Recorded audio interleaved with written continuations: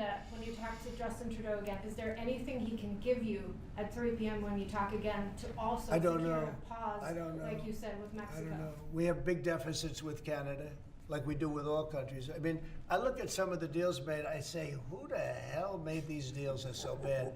But with Canada, I have a talk with him, and you maybe know or maybe not. We're going to meet again or talk again at 3 o'clock, right after my next meeting, and we'll see what happens. I can't tell you what's going to happen. You mentioned that he could agree to change your mind on the tariffs? Well, we can always, look, what I'd like to see, Canada become our 51st state.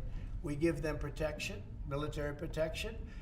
We don't need them to build our cars. I'd rather see Detroit or South Carolina or any one of our, Tennessee, any one of our states build the cars. They could do it very easily. We don't need them for the cars. We don't need them for lumber. We don't need them for anything. We don't need them for energy. We have more energy than they do. We don't need them for energy. So I say, why are we doing this? Why are we willing to lose between $100 billion and $200 billion a year? We don't need them. As a state, it's different. As a state, it's much different. And there are no tariffs.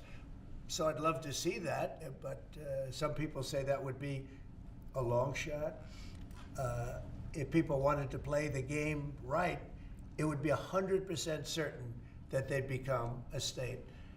But a lot of people don't like to play the game because they don't have a threshold of pain. And there would be some pain, but not a lot. The pain would be really there. So we're going to meet again by phone at 3 o'clock. I also spoke with Prime Minister Trudeau of Canada, and we had a good talk in the morning, but I did ask him a couple of questions, like, you know, banks aren't allowed to do business in Canada. Canada is very tough. Canada is very, you know, we're not treated well by Canada, and we have to be treated well.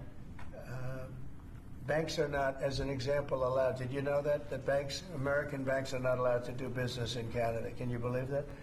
And that's one of many things that we talked about, and I think we'll win most of the subjects.